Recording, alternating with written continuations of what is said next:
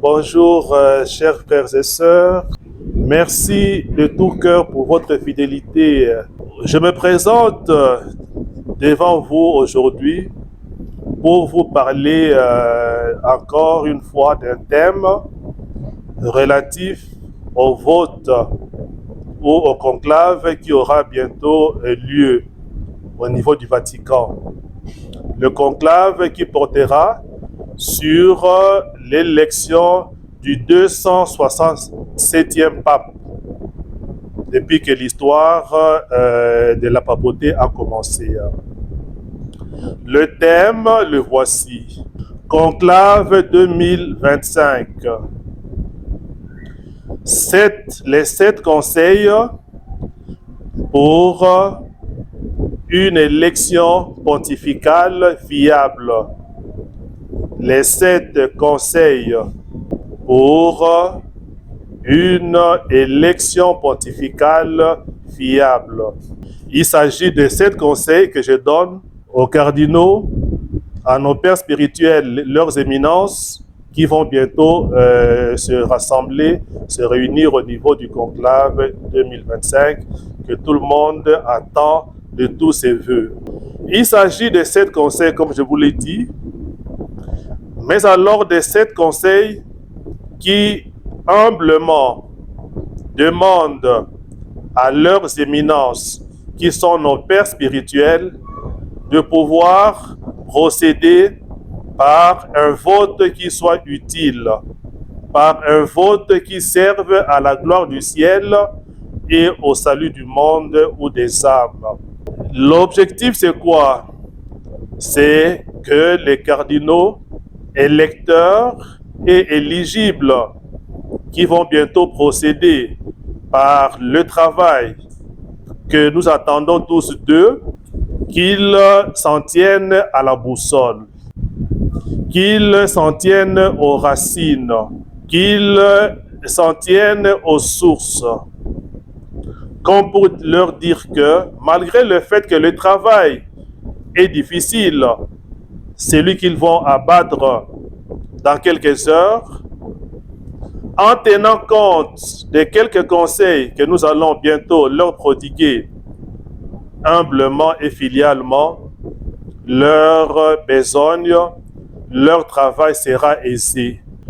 Le premier conseil que je leur prodigue, ou que je vous prodigue à vous, chères éminences et pères spirituels, concerne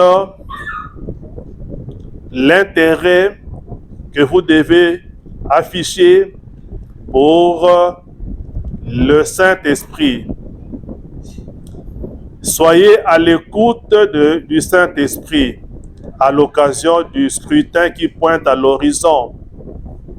Oui, éminence, le monde, l'Église vous reconnaissent la plénitude de l'Esprit Saint de par votre consécration épiscopale. Soyez guidés par l'Esprit Saint dans un premier temps. Laissez-vous conduire par l'Esprit de vérité, par l'Esprit de lumière. Souvenez-vous seulement de ce qui s'est passé à la Pentecôte avec les apôtres. Grâce à l'Esprit Saint qu'ils ont reçu et que vous avez vous aussi en plénitude, ils ont abattu un travail remarquable à la gloire de Dieu. Voilà, laissez-vous donc conduire par le Saint-Esprit. Deuxième conseil, tenez au terme du serment que vous allez prêter. Vous êtes assermentés. Ce n'est pas pour rien que vous prêtez un serment avant de procéder à l'élection du nouveau pape. Un serment, c'est un pacte. Un serment est un pacte pour lequel on peut bien même donner sa tête, ou on peut verser de son sang. Un serment, on ne le trahit pas.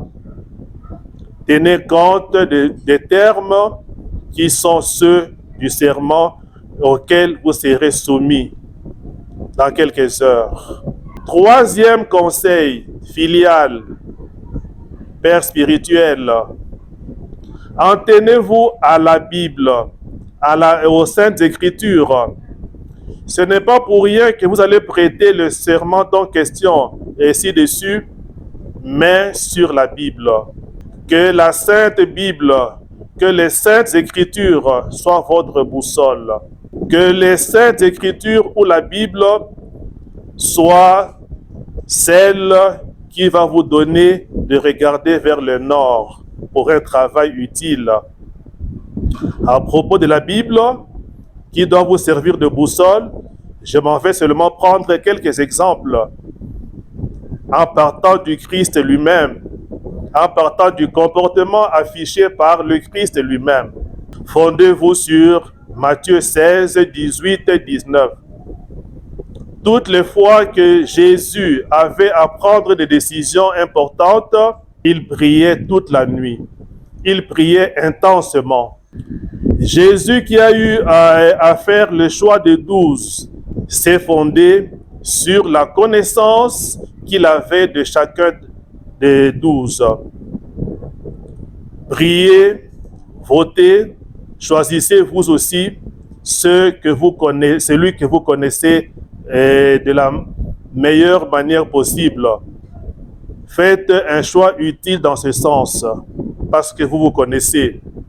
Si jamais vous ne vous connaissiez pas, le temps que vous avez passé au Vatican, depuis le décès de l'icône qu'a été le pape François, vous vous connaissez mieux maintenant. Choisissez celui que vous connaissez à l'exemple du Christ qui a porté son dévolu sur les apôtres et qu'il connaissait.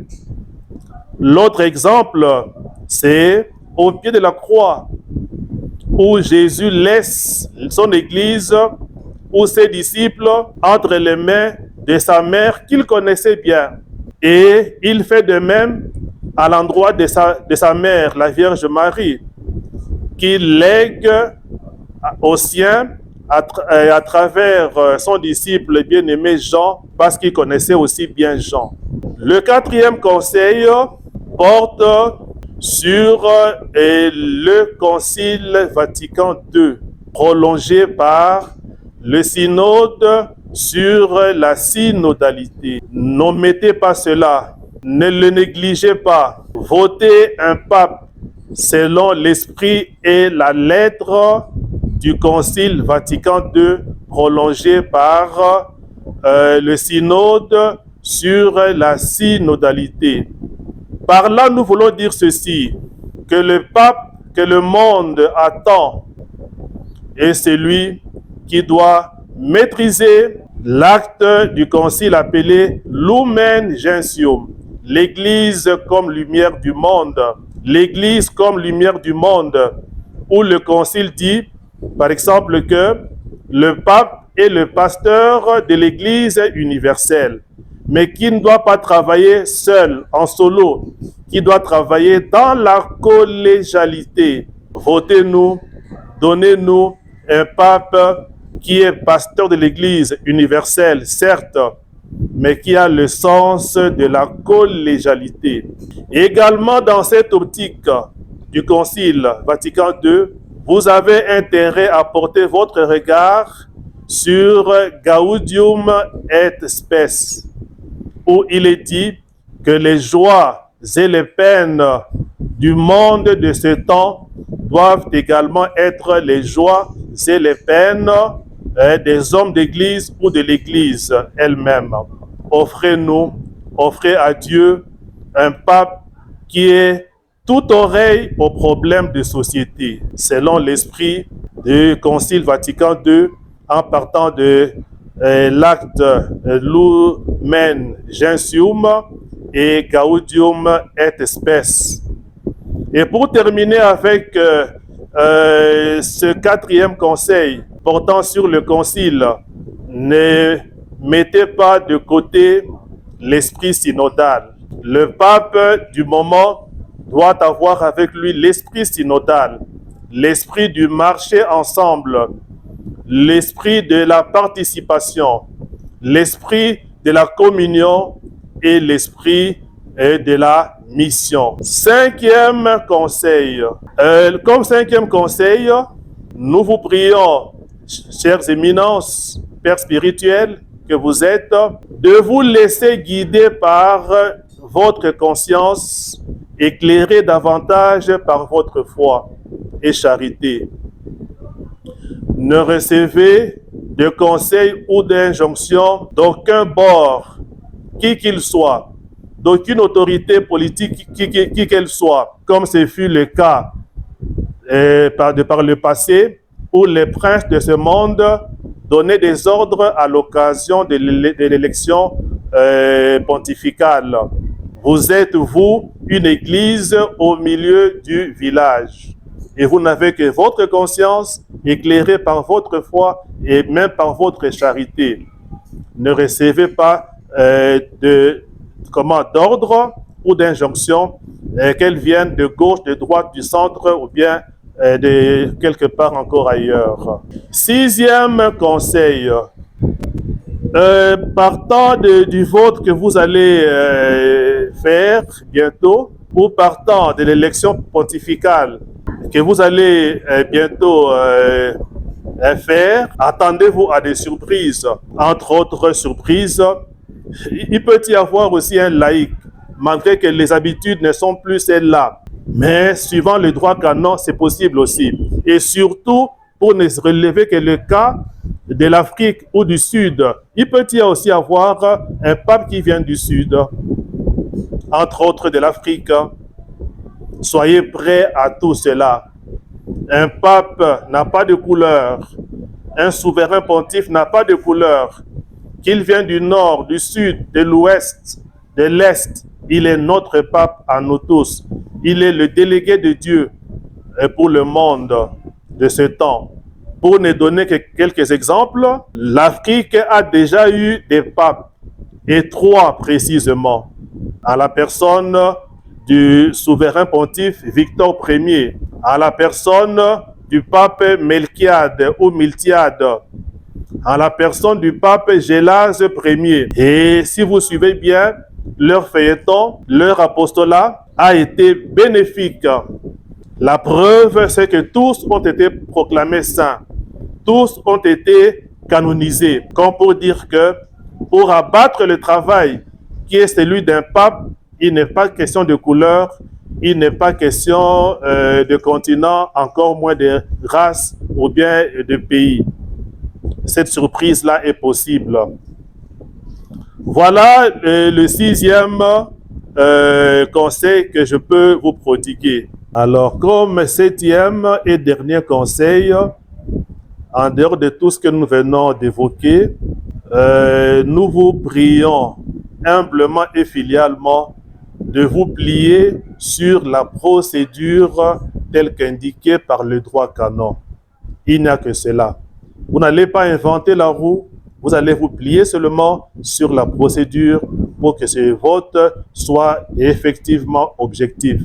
Parce que le monde a grandement confiance en vous et nous savons que vous n'allez pas nous décevoir, que vous allez, comment dirais-je, faire le travail attendu et par Dieu et par le monde. Bon apostolat, bon ministère et à la prochaine. Merci.